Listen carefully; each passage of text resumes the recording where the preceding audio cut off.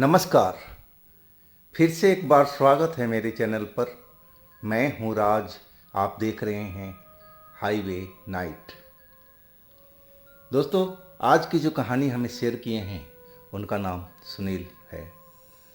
सुनील मध्य प्रदेश के एक छोटे शहर में रहने वाले हैं और वो एक प्राइवेट जॉब करते थे, साथ में उनकी पत्नी भी। इनकी शादी को लगभग 5 साल हो चुका था। तो क्या हुआ था इनके साथ में, क्या घटी थी घटना, ये जानने के लिए चलते हैं इनकी इस कहानी में। लेकिन दोस्तों, अगर आपके पास भी कुछ ऐसी घटना है जो आप मुझे बताना चाहते हैं तो आप मुझे इंस्टाग्राम या मेरे व्हाट्सएप नंबर पर अपनी कहानी को शेयर कर सकते हैं। और दोस्तों, इस चैनल को अपना प्यार दीजिए, लाइक कीजिए, सब्सक्राइब कीजिए, शेयर कीजिए। अब शुरू करते हैं आज की कहानी। दोस्तों, मेरा नाम सुनील है। मेरी शादी को 5 साल बीत चुका था। मैं और मेरी पत्नी एक प्राइवेट ऑफिस में अलग अलग जगह पर काम करते थे। हम एक किराए के मकान में रहते थे और हमारा सपना जो था खुद का अपना एक मकान या फ्लैट लेना, और उसके लिए हम लोग अपना पैसा जोड़ रहे थे। थोड़ा थोड़ा करते इन 5 सालों में हमने इतना पैसा तो जोड़ लिया था कि बैंक के द्वारा अपना घर, कोई फ्लैट ले सके कर्ज पर। आखिरकार हमारा सपना पूरा हुआ। लेकिन इस सपने के लिए हमने बहुत कुर्बानी दिया था।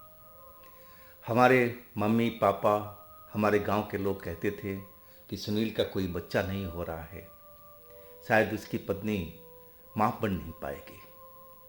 तरह तरह के हम लोगों को ताने सुनने को मिलता था, मेरे परिवार को भी मिलता था।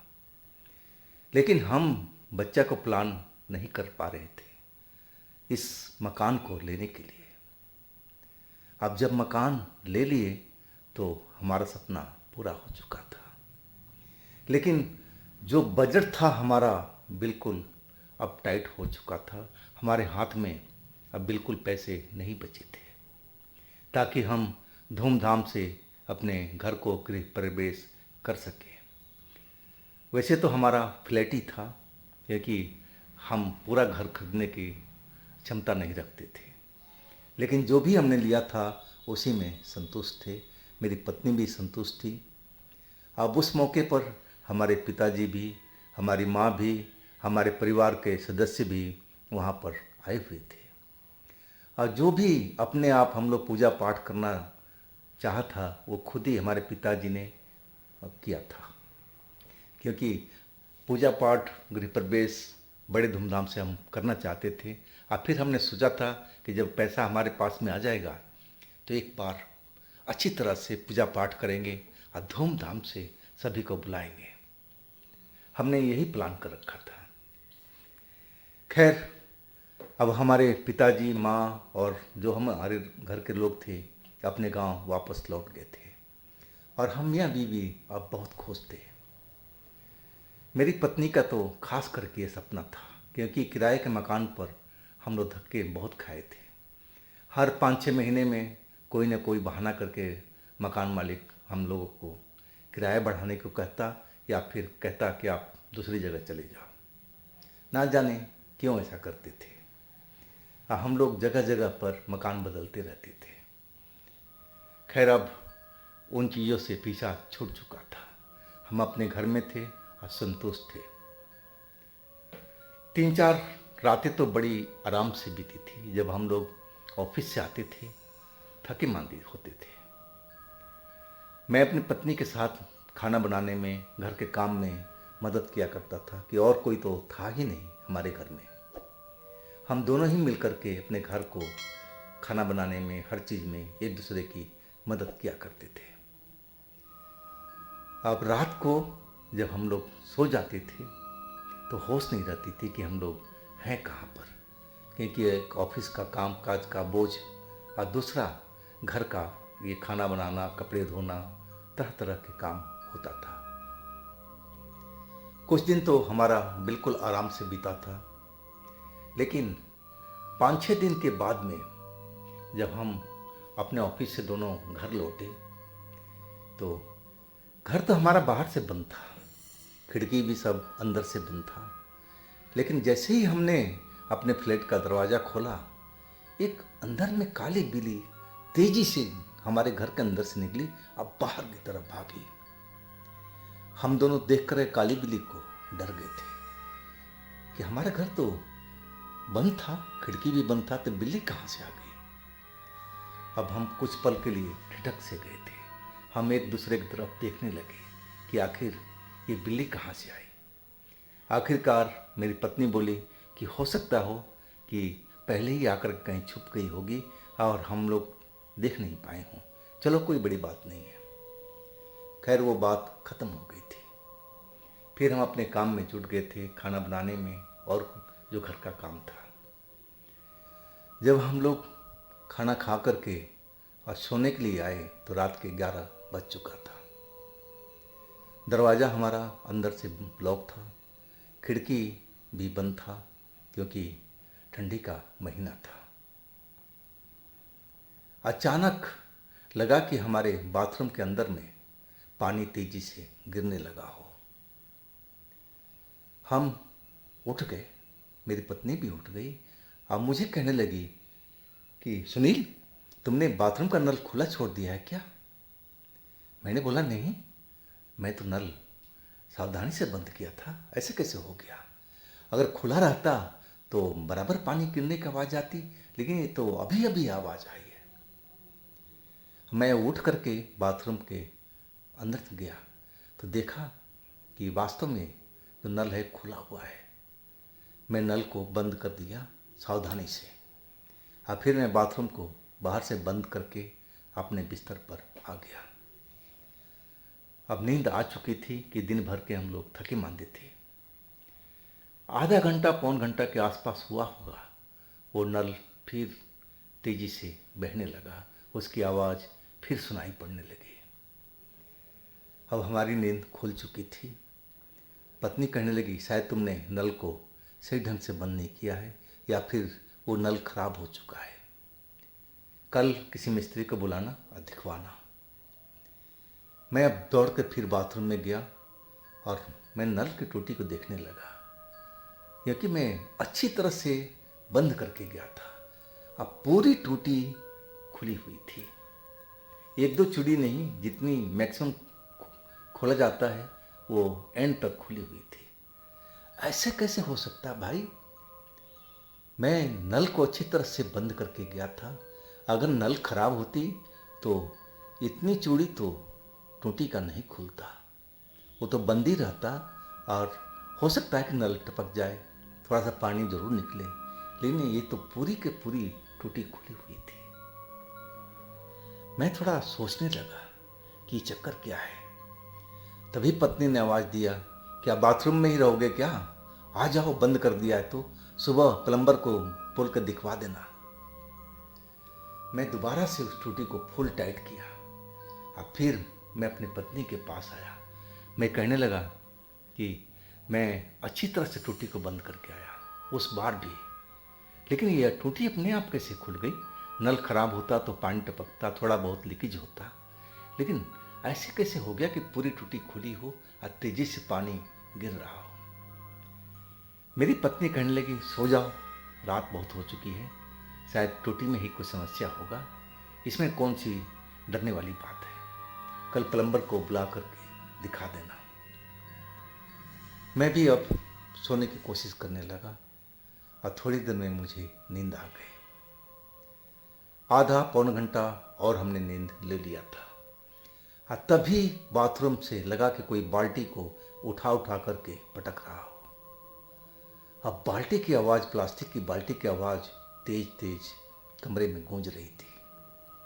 मेरी पत्नी भी अब उठ करके बैठ गई। अब उसके चेहरे पर मैं साफ डर देख रहा था, वो डरी हुई लग रही थी।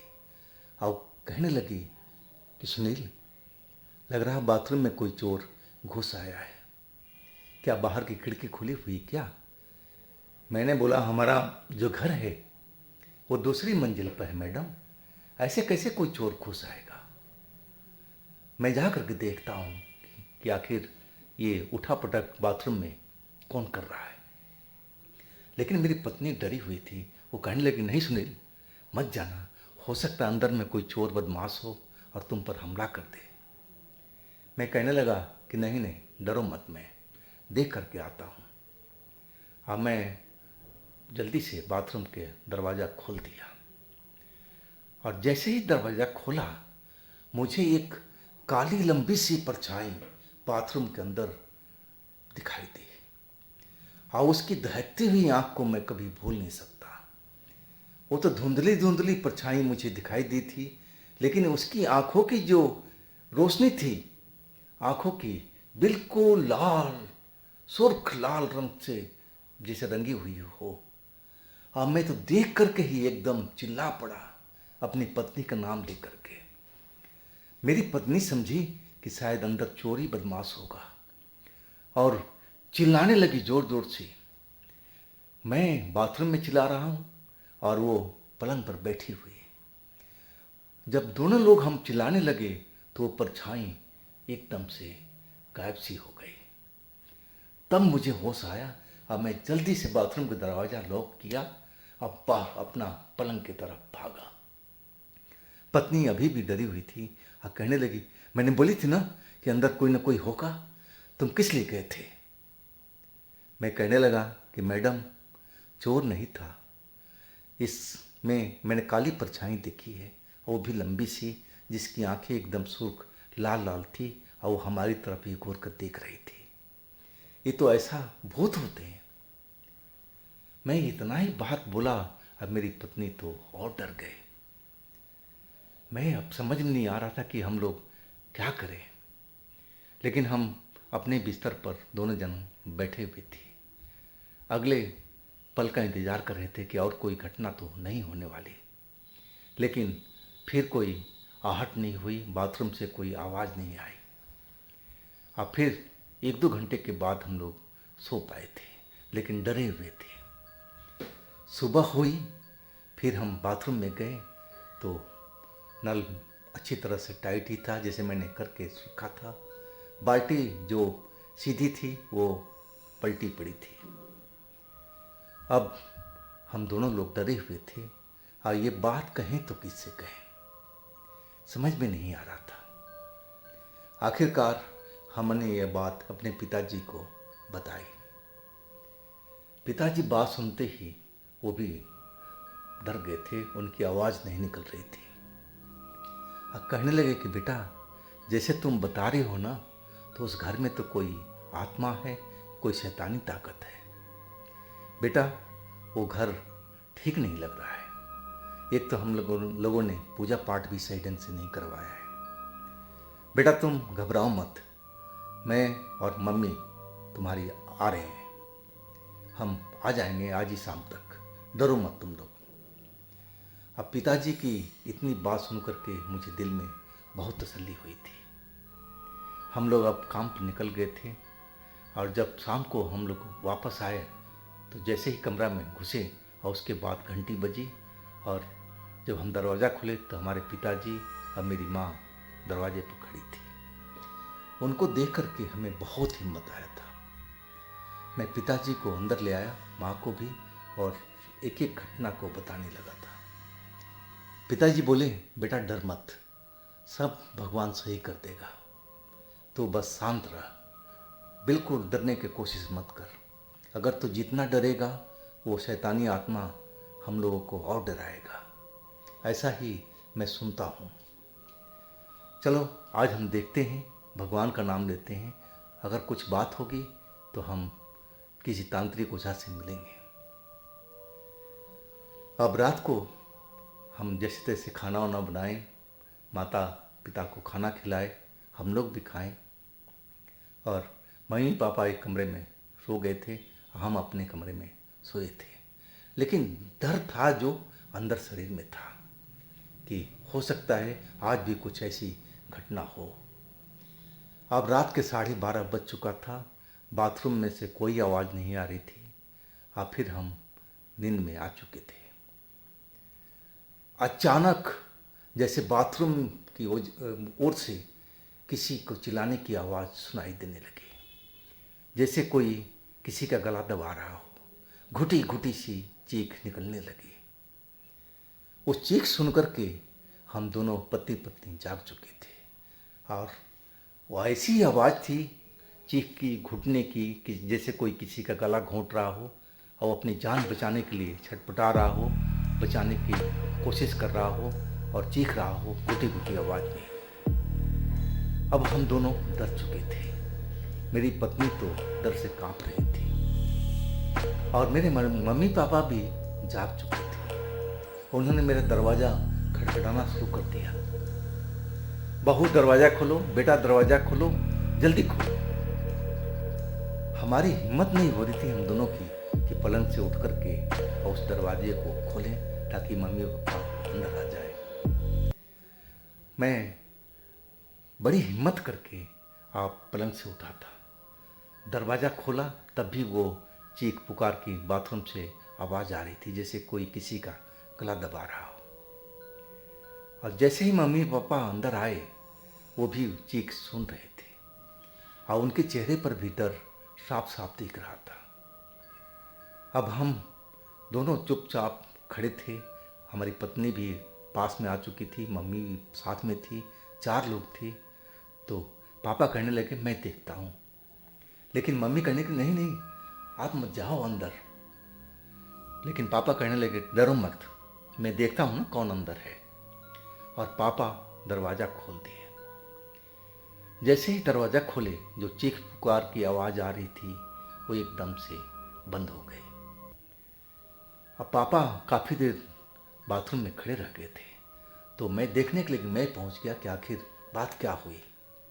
जब मैं बाथरूम के पास गया तो देखा पापा दरवाजे पर खड़े हैं बीचों बीच और अंदर की तरफ देख रहे थे। लेकिन मैं देखा कि अंदर में कोई दिखाई नहीं दे रहा था।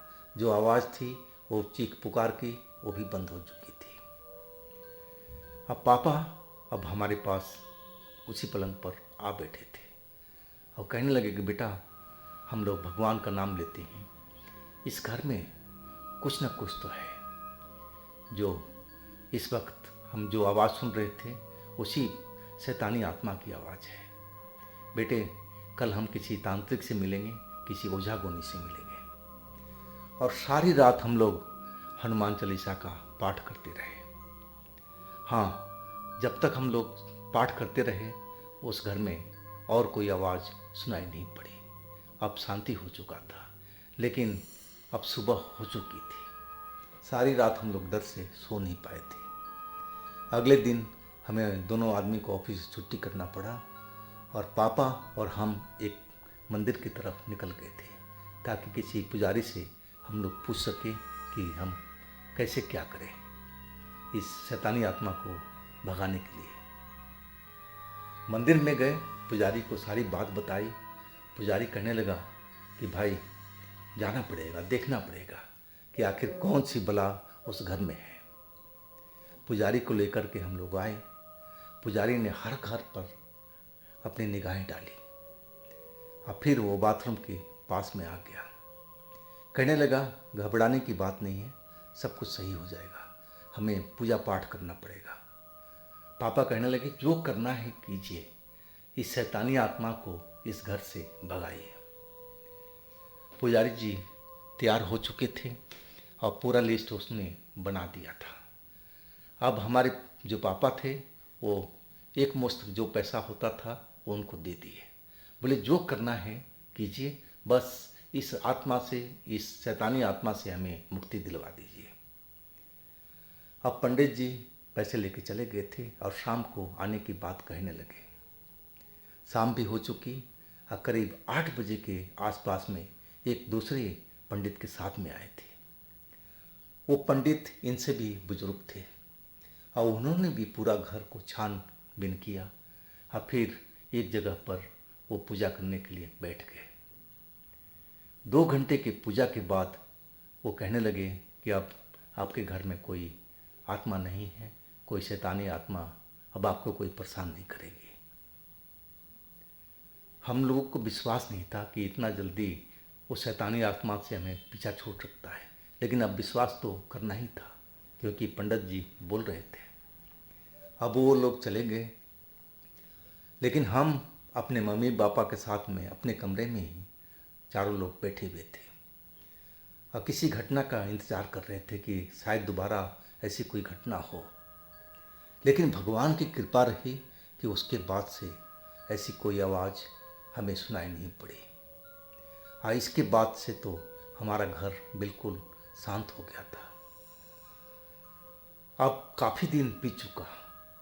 अब और हमारे बाथरूम से कोई आवाज़ नहीं आ रही थी, ना कोई परछाई जैसी दिखाई दे रही थी।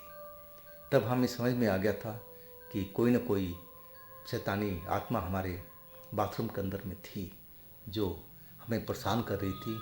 और हो सकता है कि एक दिन अगर हम लोग पूजा पाठ नहीं करवाते तो हमें मार भी सकती थी।